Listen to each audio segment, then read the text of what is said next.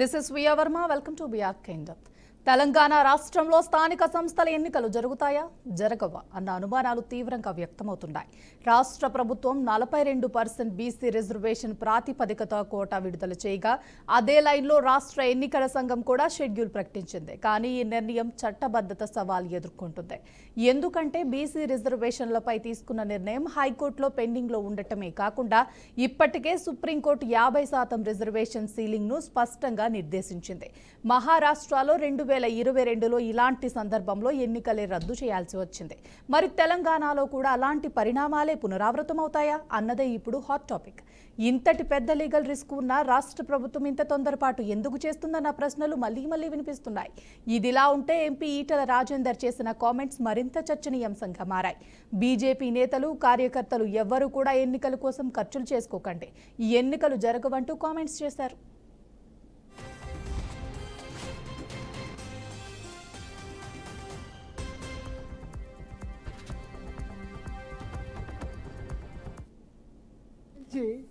గ్రామీణ ప్రాంతాలలో ఎక్కడికక్కడ నేను వార్డు మెంబర్కి పోటీ చేయాలి, నేను సర్పంచ్కి పోటీ చేయాలి, నేను ఎంపీటీకి పోటీ చేయాలని చెప్పి అనుకుంటోళ్ళు ఏం లేదా అని చెప్పి ఇప్పుడే కూర్చోబెట్టి దావతలిచ్చే పరిస్థితికి వస్తే డబ్బులన్నీ ఖర్చు పెట్టిన తర్వాత ఇవాళ అసలే దసరా పండుగ, అసలే బతుకమ్మ పండుగ, నిన్న మీరు షెడ్యూల్ ఇచ్చిండ్రు, నిన్న నుంచెల్లే ఉత్సాహం మొదలైంది.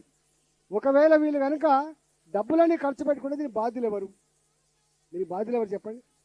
అందువల్ల దయచేసి మీరు ప్రభుత్వ పరంగా చెప్పాల్సింది ఏంటంటే, మీరే ప్రెస్ మీట్ పెట్టి మీకు 8వ తారీఖు వరకు కోర్టులో ఆర్గ్యుమెంట్స్ ఉన్నాయి కాబట్టి కోర్టు డిసిషన్ వెలువరించిన తర్వాత ఎలక్షన్ నోటిఫికేషన్ ఇచ్చిన తర్వాతనే మీరు ఎన్నికల సమాయత్తం కమ్మని చెప్పాలి తప్ప మీరు ఆధారాబాధగా ఇట్లు ఇచ్చి వాళ్ళు అనుకుంటున్నారు పాపం ఎన్నికల షెడ్యూల్ అంటేనే ఎన్నికలు డిక్లేర్ అయిపోయినాయి అని అంటున్నారు.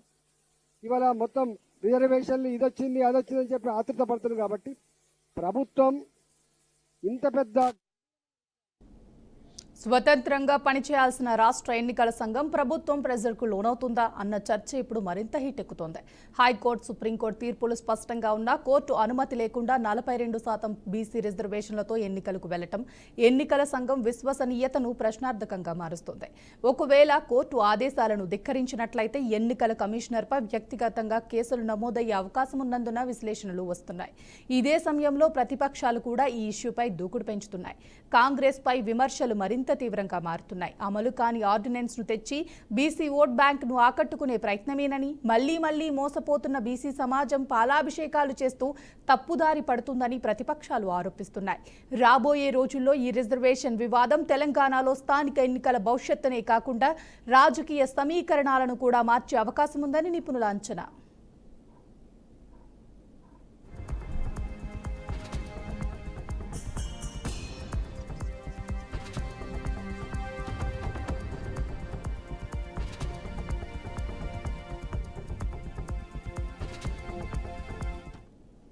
రాబోయే స్థానిక సంస్థల ఎన్నికలు వాయిదా పడితే ప్రజలలో అసహనం తప్పదని నిపుణులు చెబుతున్నారు.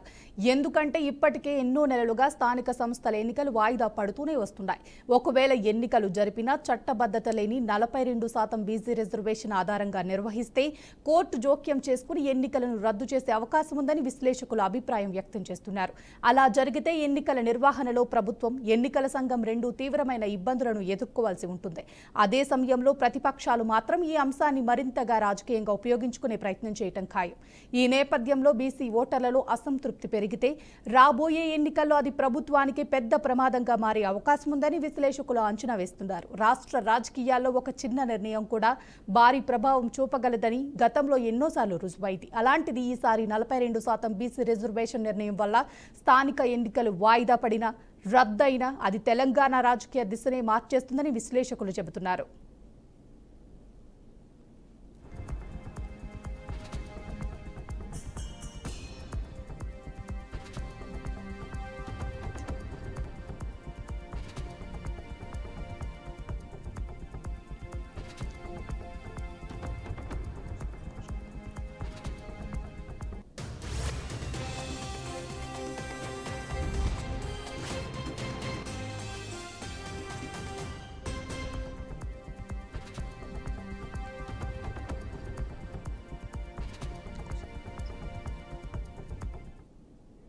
ఇదే అంశానికి సంబంధించి పూర్తి విశ్లేషణ అందించడానికి మనతో పాటు జూమ్ లైవ్ లో అందుబాటులో ఉన్నారు మోహన్, కాంగ్రెస్ పార్టీ తెలంగాణ రాష్ట్ర కన్వీనర్, అలాగే అడ్వకేట్ శ్రీకాంత్ సముద్రాల బీఆర్ఎస్ నేత. ఇద్దరికి నమస్కారం అండి. మోహన్ గారు. నమస్తే మేడం. మోహన్ గారు, సుప్రీంకోర్టు ట్రిపుల్ టెస్ట్ వెనుకబాటుతనం నిష్పత్తి 50% సీలింగ్కు అనుగుణంగా తెలంగాణ ప్రభుత్వం బీసీ కమిషన్ డేటా సమర్పించిన 67% రిజర్వేషన్ చట్టబద్ధమేనంటారా? ఇది హైకోర్టు లేదా సుప్రీంకోర్టు ఈ కోటాను రద్దు చేస్తే ఎన్నికలు ఆగిపోయే అవకాశం ఎంత ఉండొచ్చంటారు? మేడం, మనం ఇక్కడ ఒకటి గ్రహించాలా, మొదటి నుండి కూడా ఈ భారతీయ జనతా పార్టీ కానీ భారతీయ రాష్ట్ర సమితి పార్టీ కానీ బీసీలకు వ్యతిరేకంగా ఉందన్నది 100% నిజం. నేను ఎందుకు ఈ మాట ప్రస్తావిస్తున్నానంటే, మీరు ఒక్కసారి ఆలోచించండి. గత నరేంద్ర మోడీ గారు దాదాపు 3 పర్యాయాలు ప్రధానమంత్రిగా ఉన్నటువంటి ఈ దేశంలో ఆయన మొట్టమొదటిగా ప్రచారంలో ఏం చెప్పినాడంటే, నేను రాగానే కులగణన చేస్తాను, బీసీలకు రిజర్వేషన్ కల్పిస్తాను, నేను ఒక బీసీ బిడ్డగా ఉన్నాను అని ప్రధానమంత్రి గారు అన్నారమ్మా. సో ఆ ప్రధానమంత్రి ఇప్పుడు 3వ పర్యాయాలు ప్రధానమంత్రి ఉన్నప్పటికీ కూడా దేశంలో ఏ రాష్ట్రంలో కూడా బీసీ కులగణన జరగలేదు.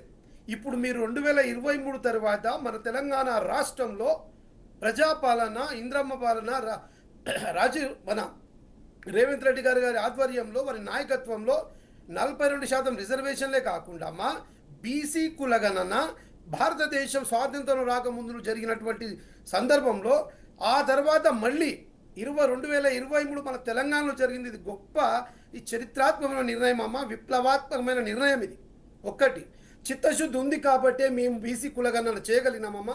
అది కూడా దాదాపుగా 1-2 కాదమ్మా, 160 కోట్లు పెట్టి, దాదాపు 2 లక్షల మంది స్టాఫ్ను పెట్టి, దాదాపు 35 రోజుల్లో ఇంటింటికి తిరిగి ఆ విచారణ మొత్తం ఇంటింటికి దానికి డీటెయిల్ తీసుకొని బీసీ కులగణన చేయగలిగినాం. మొట్టమొదటి మెట్టది. అక్కడ నుండి బీసీ రిజర్వేషన్లు కల్పించాలా, విద్యలో కల్పించాలా, ఉపాధిలో కల్పించాలన్న చిత్తశుద్ధితో అసెంబ్లీలో 3 సార్లు చర్చ పెట్టింది. 3 సార్లు దానిపైన ఏదైతే అసెంబ్లీలో రేవంత్ రెడ్డి గారి నాయకత్వంలో ఒక ఆర్డినెన్స్ వచ్చి 3 సార్లు చట్టాలు తీసుకొచ్చి ఫైనల్గా జీవో నంబర్ 9 జీవోని తీసుకొచ్చి ఈరోజు 42% రిజర్వేషన్ తీసుకురావడం జరిగింది. అయితే మీరన్నట్టుగా ఈరోజు మీరు ఒకసారి నేను మీ ఛానల్ ద్వారా 2 పార్టీలకు ప్రశ్నిస్తున్నానమ్మా. నిజంగా మీకు చిత్తశుద్ధి ఉంటే మరి మీరు హైకోర్టులో ఎవరైతే బీజేపీ బీఆర్ఎస్ బినామీలుగా ఉన్నటువంటి కొంతమంది కోర్టులో వెళ్ళి కేసులేసి ఈ 42% రిజర్వేషన్ ఆపాలని దీనికి వ్యతిరేకంగా పిటిషన్ వేయడం జరిగిందమ్మా. మీరు నిజంగా కూడా మీకు చిత్తశుద్ధి ఉంది బీసీల పట్ల, బీసీలు అంటే మీకు ప్రాణం అనుకుంటే మీరు బీజేపీ పార్టీ కానీ బీఆర్ఎస్ పార్టీ కానీ పార్టీ అధ్యక్షులుగా ఒక లెటర్, మీరు ఒక అఫిడవిట్ హైకోర్టులో దాఖలు చేయండి. మేము ఏకగ్రీవంగా ఇది అసెంబ్లీలో మేము అన్ని పార్టీలు కలిసి ఎన్నుకున్నాం. తెలంగాణ రాష్ట్ర భారతీయ జనతా పార్టీ కానీ బీఆర్ఎస్ పార్టీ కానీ కాంగ్రెస్ పార్టీ కానీ తెలంగాణలో ఉన్నట్టు వెనుకబడి కులాలందరికీ, బహుజనులందరికీ న్యాయం జరిగేటట్టు మేమందరం అన్ని పార్టీలు ఏకదాటిగా నిర్ణయం తీసుకున్నామని వీళ్ళకి దమ్ముందా అమ్మా అసెంబ్లీలో ఒక అఫిడవిట్ ఇవ్వమని. అట్లాగే రెండవది మేము ఏదైతే జీవో నంబర్ 9 తీసుకొచ్చినామో, ఒకటి 1992లో ఇందిరా సహాని జడ్జిమెంట్ ఆధారంగా, రెండోది 2008-2010లో కృష్ణమూర్తి జడ్జిమెంట్ ఆధారంగా ఏదైతే బీసీ కులాలు కేవలం కులాధారంగానే కాదు, ఆర్థికంగా, రాజకీయంగా, సామాజికంగా వెనుకబడ్డ ఆధారంగా కూడా రిజర్వేషన్ పొందొచ్చన ఆ జడ్జిమెంట్ ఆధారంగా జీవో నంబర్ 9 తీసుకొని వచ్చినాం. ఇక మూడవదమ్మ, భారతీయ జనతా పార్టీ నాయకులు కేంద్రంలో అధికారంలో ఉన్నారు, వారు ఇక్కడ ఉన్నటువంటి బీసీ మంత్రులు ఉన్నారు. ఈరోజు రాష్ట్రంలో ఏమంటారు ఆయన బండి సంజయ్ గారు ఈరోజు హోమ్ మినిస్టర్, ఉప హోమ్ మినిస్టర్గా ఉన్నారు, బీసీ అని చెప్పుకుంటారు. అట్లా ఈటెల రాజేందర్ గారు బీసీలు అని చెప్పుకుంటారు. ఇలా ఈటెల రాజేందర్ స్టేట్మెంట్ ఇస్తే బాధ అనిపిస్తుందమ్మా. మీకు దమ్ము ధైర్యం ఉంటే 2 చట్టాలు మీ దగ్గరనే ఉన్నాయి, రాష్ట్రపతి దగ్గర ఉన్నాయి. ఒక్క క్షణం వీళ్ళు మీకు చూపుకొని మాకు ఈ చట్టాన్ని ఇంప్లిమెంట్ చేయండి, పాస్ చేయండి. మీరు బీసీ కులాలుగా చెప్పుకొని బీసీ రిజర్వేషన్లో మీరు నిలబడుతూ బీసీ ఓట్లను తీసుకుంటూ ఇలా బీసీలకు మీరు సపోర్ట్ చేస్తలేదంటే ఈ రాష్ట్రం గమనిస్తుంది. మీరు వెళ్ళండి, మీ చేతిలో పవర్ ఉంది, రాష్ట్రపతి 2 బిల్లులు ఉన్నాయి. మీరు వెళ్ళి మోదీతో చెప్తే ఒక్క సెకండ్లో ఇలా 42% క్లీన్ సిగ్నల్ అయిపోతుందమ్మా. ఎవరు అడ్డుపడేది లేదు. ఈడ అడ్డుపడేది అలా బీజేపీ బీఆర్ఎస్ పార్టీ మట్టుకే. ఇవన్నీ కూడా ప్రజలకు తెలవాలమ్మా. ఇంకా నేను కొన్ని విషయాలు ప్రస్తావిస్తా. ఇప్పుడు కొంతమందిని పిటిషన్లు వేయించినటువంటి వాళ్ళని కూడా మా మంత్రులు, మా ప్రభుత్వం, బీసీ సంఘాలన్నీ కూడా విజ్ఞప్తి చేస్తున్నాయి. విత్డ్రా చేసుకోండి, ఇది బీసీ జీవితాలకు సంబంధించిన అంశం, వాళ్ళ జీవన ప్రమాణాలు మారే అంశం. విద్య, ఉపాధి, రాజకీయ, సామాజిక వెనుకబడ్డ వాళ్లకు స్వాతంత్రం వచ్చినప్పుడు ఇప్పటివరకు ఇలాంటి అవకాశం రాలేదు. గడిచిన 10 సంవత్సరాలు బీఆర్ఎస్ పార్టీ ప్రభుత్వం ఉన్నప్పటికీ ఏ రోజు కూడా బీసీల పక్షాన చూడలేదు. కానీ ప్రజాపాలన రేవంత్ రెడ్డి గారి నాయకత్వంలో ఈరోజు బీసీలకు విద్యల, ఉపాధిల, రాజకీయ, సామాజిక వారికి 42% అన్ని విధాలు కల్పించాలని ఒక చిత్తశుద్ధి కలిగిన నాయకుడిగా ఆయన నాయకత్వంలో ఈరోజు జరుగుతున్నటువంటి గొప్ప సంకల్ప బలం మీరందరూ కూడా గ్రహించాలమ్మా. మీడియా మిత్రులు కూడా ఆలోచించండి. మాకు చిత్తశుద్ధి ఉంది, మేము స్టేట్ అవే ఉన్నాం, మేము సెక్షన్ల వారు మాట్లాడుతున్నాం. మీరు కూడా మీరు సహకరించండి. హైకోర్టుకి వెళ్ళి ఒక అఫిడవిట్ పెట్టండి. హైకోర్టు చీఫ్ జస్టిస్ బెంచ్ మీద ఒక అఫిడవిట్ పెట్టండి. మేము మద్దతు ఇస్తున్నాం, మేమందరం ఏకగ్రీవం తీసుకున్నటువంటి ఈ తీర్పు కానీ, ఈ చట్టం కానీ, ఈ జియో కానీ మేమందరం కలిసి తీసుకున్నాం. మీరు ఒక్కసారి ఇచ్చి చూడండి, ఎందుకు ఆగుతుంది? అట్లాగే బీజేపీ వాళ్ళు ఒక్కసారి రాష్ట్రపతి నరేంద్ర మోడీ గారు కూర్చొని ఒక్క సెకండ్లో అయిపోతుందమ్మా ఈ పని. వాళ్ళు ఎందుకు చేయరు తెలిసినామా? బీసీల పట్ల వీళ్ళకు ఉన్నటువంటి ఏమంటారమ్మా, వీళ్ళకు వివక్ష. వీళ్ళు బీసీలు అంటే పడదు. వీళ్ళకి ఎంతసేపు అగ్రవర్ణాల రాజ్యం కావాలి. 2 పార్టీలు కూడా అదే పరిస్థితి. ఈరోజు మా పార్టీలో దాదాపుగా 4 బీసీ మంత్రులు, ఈరోజు దాదాపుగా అన్ని చైర్మన్లు 50% బీసీ చైర్మన్ కమిషన్ మోహన్ గారు I will come to you అండి. శ్రీకాంత్ గారితో కూడా మాట్లాడతాం. శ్రీకాంత్ గారు నమస్కారం అమ్మా. నమస్కారం అండి. హైకోర్టు తీర్పు పెండింగ్ లో ఉండగానే ముందు జీవో 9 జారీ చేసి ఎస్ఏసీ షెడ్యూల్ ప్రకటించడం రాష్ట్ర ఎన్నికల సంఘం స్వతంత్రతను దెబ్బతీస్తుందంటారా? అలాగే కోర్టు ఆదేశాలను ధిక్కరిస్తే ఎస్ఏసీ కమిషనర్ పై కంటెంప్ట్ కేసులు నమోదయ్యే ప్రమాదం కూడా ఉందంటారా? మనము క్షుణ్ణంగా ఈ 42% రిజర్వేషన్లు అనే అంశాన్ని గమనిస్తే కాంగ్రెస్ పార్టీ అనేది ఎంత రాజకీయం చేస్తుంది, ఎంత చదరంగా మారుతుంది అంటే దీంట్లో క్లారిటీగా మనం అర్థం చేసుకోవచ్చమ్మా. ఏదైనా సరే చట్ట ప్రకారంగానే మనం ముందుకెళ్ళాలి. సుప్రీంకోర్టు గైడ్ లైన్స్ 50% మించకూడదు అనేది చాలా క్షుణ్ణంగా ఉంది. అది చట్టంలో ఉంది, అది తెలుసు. అది తెలిసి కూడా 42% అని బీసీలను మోసం చేసే ప్రయత్నంలో భాగంగా ఈ అంశాన్ని లేవనెత్తుకున్నారు కాంగ్రెస్ పార్టీ. ఒకటి గమనించండి, 42% ఏ విధంగా ఇది రాజ్యాంగంలో సక్సెస్ అవుతుంది? అదొక్కటి ఆలోచించి చెప్పండి. అది మొత్తం దేశంలో ఉన్న అన్ని రాష్ట్రాలలో ఒక్క తమిళనాడు తప్ప, తమిళనాడులో ఎలా బీసీలకి రిజర్వేషన్ ఎలా దక్కిందండి? వాళ్ళు చేసిన పోరాటం, అది పార్లమెంట్లో అక్కడ కేంద్రాన్ని ఒప్పించి 9th షెడ్యూల్లో అది పొందపరచడం జరిగింది. దానివల్ల అది చట్టబద్ధత ఏర్పాటయ్యి అది అమలవుతుంది. వీళ్ళు చట్టబద్ధత ఎక్కడ చేశారండి? వీళ్ళు బీఆర్ఎస్ పార్టీని కానీ బీజేపీ పార్టీని కానీ వీళ్ళు ప్రశ్నించే ముందు వీళ్ళకి చాలా అసలు ఏమన్నా అవగాహన ఉందా అండి? చట్టం మీద ఏమన్నా అసలు అవగాహన ఉందా? సుప్రీంకోర్టు గైడ్ లైన్స్ ఏముందండి? 50% మించకూడదని ఉంది కదండి. మరి వీళ్ళు 42% అని చెప్పని మళ్ళీ మోసం చేయడమే కదా బీసీలని.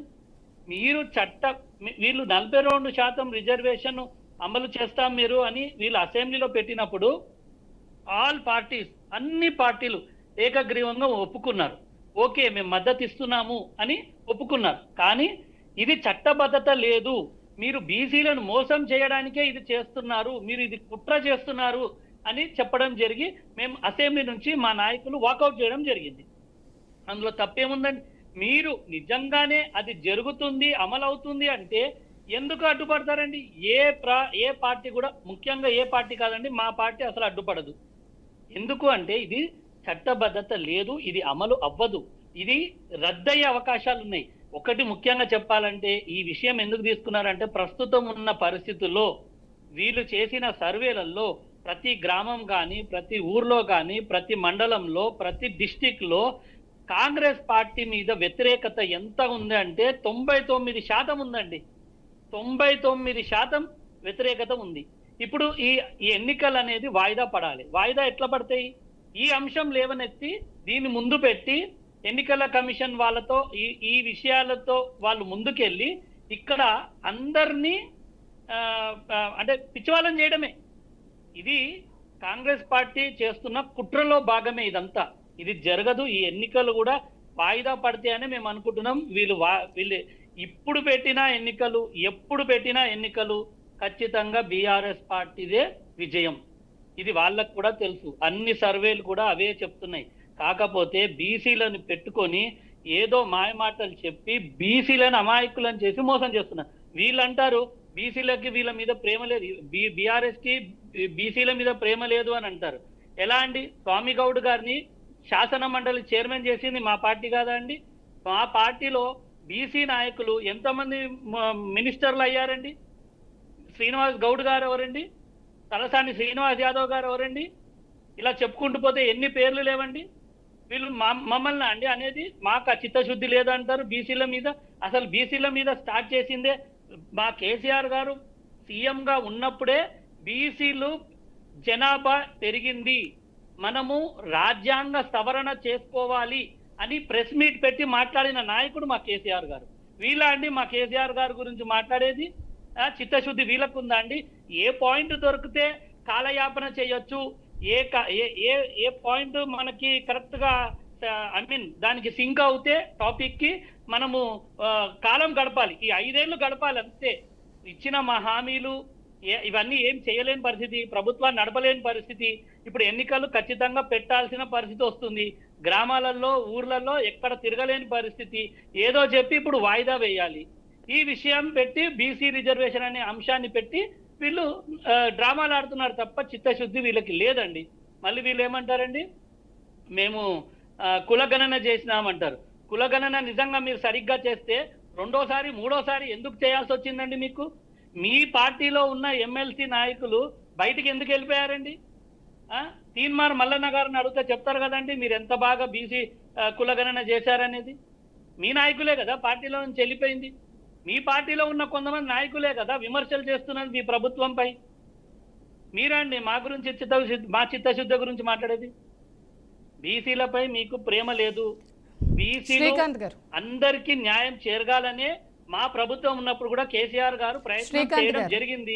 అది చట్ట ప్రకారము అది చేయలేని పరిస్థితి కాబట్టి వీలైనంత ఎక్కువ శాతం బీసీలకు వచ్చేలాగా ఆనాడు మా కేసీఆర్ గారు చేశారు. ఇప్పుడు కూడా నిజంగా మీకు చిత్తశుద్ధి ఉండి ఎన్నికలు జరిపించాలి అని అనుకుంటే మా కేసీఆర్ గారు చేసిన చట్ట ప్రకారమే మీరు ఇప్పుడు మళ్ళీ ఎన్నికలు జరిపించాలి. అది చేయగలుగుతారా? అది మీరు చేయలేరు. ఇప్పుడు 8వ తారీఖు శ్రీకాంత్ గారు మోహన్ గారితో మాట్లాడారు. మన తీర్పు ఉందండి. శ్రీకాంత్ గారు 9వ తారీఖు. ఒక నిమిషం ఆగండి సార్, మోహన్ గారితో కూడా మాట్లాడండి సార్. అమ్మా నేనేమంటున్నా, అన్నగారు చాలా చక్కగా వివరించారు. మాట్లాడితే ఎలక్షన్ నేను దమ్ము ధైర్యం వాళ్ళకు ఉంటే హైకోర్టు చీఫ్ జస్టిస్ బెంచ్కి వాళ్ళ పార్టీ తరఫు నుండి ఒక అఫిడవిట్ సమర్పించమన్నమ్మా. నిజంగా వాళ్ళకి కానీ బీసీల మీద ప్రేమ ఉంటే నా ప్రశ్నకు సమాధానం చెప్పాలి. అట్లాగే బీజేపీ పార్టీకి దమ్ము ధైర్యం ఉంటే పోయి 2 మంత్రులు ఉన్నారు ఇవాళ బీసీ, ఈటెల రాజేందర్ నేను బీసీ అని చెప్పుకుంటాడు. ఈ 3-4 పోయి ఈటెల రాజేందర్తో కలిసి అందరు కలిసి పార్టీ అధ్యక్షుడు బండి సంజయ్తో కలిసి ఈరోజు అందరు పోయి నరేంద్ర మోడీ దగ్గర కూర్చొని రాష్ట్రపతి దగ్గర పెండింగ్లో ఉన్నటువంటి 2 బిల్లులు వాళ్ళు కూర్చొని పాస్ చేసుకోరమ్మనమ్మా. ఎలక్షన్స్ కాదు ఇవన్నీ వీళ్ళకి చేయలేరమ్మా. ఎందుకు చేయరు అంటే ఎలక్షన్ జరిగితే వీళ్ళ బతుకులు బస్ స్టాండే, వీళ్ళకి డిపాజిట్లు గల్లంది. ఎంపీ ఎలక్షన్లో భారతీయ రాష్ట్ర సమితి పార్టీ ఏమైందో ఆ సోదరునికి ఎరక. ఇవాళైనా మేము గెలుస్తాం అంటే ఎంపీ ఎన్నికల్లో డిపాజిట్లు గల్లంతాయని 18 ఎంపీలో 18-0-0-0-0 19లో. అంటే ఎందుకు చెప్తున్నా? ఊరికే బాబు దుజే బలం అనుకోవడం తప్పు. ఇక రెండవది చెప్తామా ఎట్లా పాస్ అవుతుంది అంటే ఆర్టికల్ 243D మేరకు లోక్సభ బాడీలో ఏదైతే స్థానిక సంస్థ ఎన్నికల్లో పెట్టుకోవచ్చు. కానీ అది 50% కానీ అన్నారు, కాదంటలేదు. కానీ ఏవైతే మళ్ళీ చెప్తున్నా ఇందిరా సహాని జడ్జిమెంట్ 1992, అట్లాగే కృష్ణమూర్తి కేసు 2008-2010 జడ్జిమెంట్, ఆ 2 ఆధారంగా కులాన్ని తీసుకోకుండా ఆర్థిక రాజకీయ మళ్ళీ గుర్తు చేసుకొని అన్నగారు చెప్తున్నా ఆర్థిక రాజకీయ సామాజిక వెనుకబాటుతాన్ని కూడా కౌంట్లోకి తీసుకొని ఖచ్చితంగా ఎన్నికలు జరుగుతాయమ్మా. దాంట్లో అనుమానమే లేదు. వీళ్ళు కొట్టుకపోవడం ఖాయము. బీసీలు అగ్రం కోపంతో ఉన్నారమ్మా. చాలా కోపం. ఎందుకు కోపం అంటే సరే అది అవుతుందా కాదా సెకండరీ. మేము చేసిన దానికి మేము మద్దతు ఇస్తున్నాం బై అన్న చేయవచ్చు కదా. అది టెక్నికల్గా ప్రాబ్లం ఉంది, అది ఉంది, ఇది ఉందని ఎందుకు కాళ్ళలో కట్టబెట్టి సమస్యను అడ్డుపడుతున్నారు? నేను మళ్ళీ రిపీట్ చేస్తున్నా, మీకు ధైర్యం ఉంటే హైకోర్టులో చీఫ్ జస్టిసు ఎవరైతే ఇప్పుడు ఉన్నటువంటి చీఫ్ బెంచ్కి, స్పెషల్ బెంచ్కి మీరు ఒక అఫిడవిట్ ప్రజెంట్ చేయండి. అట్లాగే బీజేపీ వాళ్ళు అది చేయమనండి. అట్లాగే చెప్తున్నా మళ్ళీ, బీసీలు అంటే మీరు గడిల మీ రాజ్యము, దొరల రాజ్యము, బీసీలను ఏడ దగ్గర తీసుకొస్తారన్నా మీరు? ఇన్ని 10 ఏళ్ల పాలనలో మీరు బీసీల పట్ల ప్రేమ కనుకుంటే మరి ఎందుకు బీసీ కుల జరగలేదు? బీసీల రిజర్వేషన్లు ఎందుకు జరగలేదు? ఈరోజు మేము ఒక్క నిమిషం మేడం, మేము ఏదైతే రాహుల్ గాంధీ గారు జిత్నే బాగాదారి ఉత్నే ఇస్తాదారి అని బీసీ డిక్లరేషన్లో ప్రామిస్ చేయడం జరిగింది. దాని ఆధారంగా మేము ఈరోజు మీరు ఒకరు గమనించండి మేడం, ఎన్నో ఏండ్లుగా పెండింగ్లో ఉన్నటువంటి ఏబీసీ వర్గీకరణ తీసుకోండి, ఈరోజు బీసీ రిజర్వేషన్లు తీసుకోండి.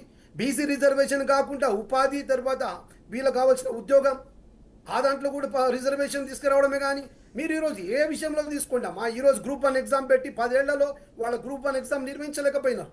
రేవంత్ రెడ్డి గారు గ్రూప్ 1 పెట్టి ఈరోజు దాదాపు 560 మందికి గ్రూప్ 1 డిఎస్పీలు అయినారు, డిప్యూటీ కలెక్టర్లు అయినారు, కమిషనర్లు అయినారు, ఆర్డీఓలు అయినారు.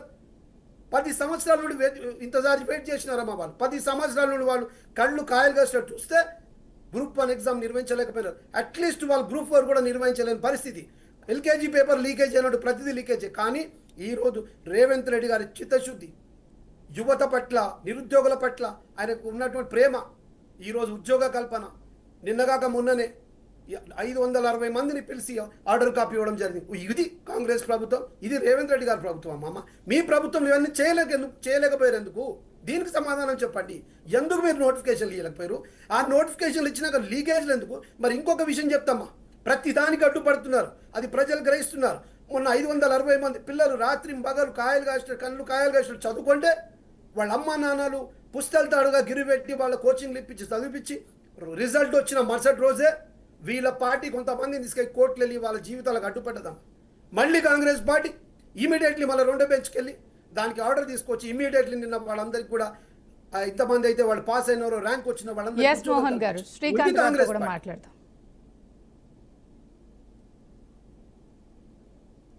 చెప్పండి శ్రీకాంత్ గారు. వినిపిస్తుందమ్మా? వినిపిస్తుంది, చెప్పండి. ఇప్పుడు మోహన్ అన్న మాట్లాడుతున్నట్టు అన్ని అవాస్తవాలే. ఏమంటే కాలం యాపన చేయాలి, ఈ కాలం గడవాలి అన్ని. ఇప్పుడు అన్నగారు అంటున్నారు మేము డిక్లరేషన్ చేసినాము, మేము నోటిఫికేషన్ ఇచ్చినాము, ఎగ్జామ్లు పెట్టినారు అని. దానిపైన కూడా చాలా విమర్శలు వచ్చినాయి. మరి వాటికి కూడా జవాబు చెప్పాలి. ఎన్నో విమర్శలు, ఆ ఉద్యోగాలు అమ్ముకున్నారని చెప్పని విమర్శలు వచ్చినాయి. దానికి కూడా జవాబు చెప్పండి. పంచర్లు చేసినోడు 3 కోట్లు ఇస్తాడా? పంచర్లు చేసినోడు 3 కోట్లు ఇస్తాడా? ఆటో నడిపిస్తాడు 3 కోట్లు ఇస్తాడా? ఆ జవాబు అనేది ప్రజలు గమనిస్తున్నారు. మీరు అన్నట్టు ప్రజలు అన్ని గమనిస్తున్నారు. మీరు ఏం చేశారు, ఏం చేస్తున్నారు, ఏం చెప్పారు అన్ని గమనిస్తున్నారు అన్న మోహన్ అన్న గారు. ప్రజలు అన్ని గమనిస్తున్నారు. మేమేం చేశాము, మా చిత్తశుద్ధి ఏంది, మీరు ఏం చెప్పారు, ఇప్పుడు మీరు ఏం చేస్తున్నారు, మీ చిత్తశుద్ధి ఏంది అనేది ప్రజలు అన్ని గమనిస్తున్నారు. అందుకే మేము చెప్తున్నాం, మీరు అన్నారు కదా ఎన్నికలు పెడితే కొట్టుకోపోతారని. ఎవరు కొట్టుకోపోతారో ఇప్పుడు పెట్టండి ఎన్నికలు. ఎంపీ ఎన్నికలు అనేది అది సరే, ఆ అంశం నేను దానికి కూడా జవాబు చెప్తాం. కాలం అన్నిటికీ సమాధానం చెప్తాదన్నా. అది కాంగ్రెస్ వచ్చిన కొత్తలో అది మీ మాయమాటలు నమ్మి ప్రజలు మీకు ఓట్లు వేయడం జరిగింది. సరే, ఈసారి ఇప్పటి నుంచి మీకు ప్రతిదీ ఉప ఎన్నికలు కానీ, సర్పంచ్ ఎన్నికలు కానీ, ఏ ఎన్నికలు వచ్చినా మీకు మా సత్తా ఏందో చూపిస్తామన్నా. మా పార్టీ ఖచ్చితంగా ప్రజలందరూ మా వైపే ఉన్నారన్నా. ప్రజలు కూడా అన్ని శ్రీకాంత్ గారు, మోహన్ గారు, మనకి చర్చ టైం అనేది అయిపోయిందండి. ఎవరిని తెచ్చుకున్నాము కాబట్టి చర్చ అనేది ముగించాల్సిన సమయం వచ్చేసింది. చర్చలో పాల్గొన్నందుకు ఇద్దరికి ధన్యవాదాలు. Thank you so much. ఇక వేచి చూడాల్సిందే మరి. కాంగ్రెస్ ప్రభుత్వం 42% బీసీ కోటా ద్వారా ఓట్ బ్యాంక్ ఆకర్షణ లక్ష్యంగా చేస్తుందా, లేక సామాజిక న్యాయం కోసం ఈ నిర్ణయం తీసుకుందా అనేది. ఇది ఇవాల్టి BRK in depth. Keep watching BRK news. తెలుగోడి సత్తా.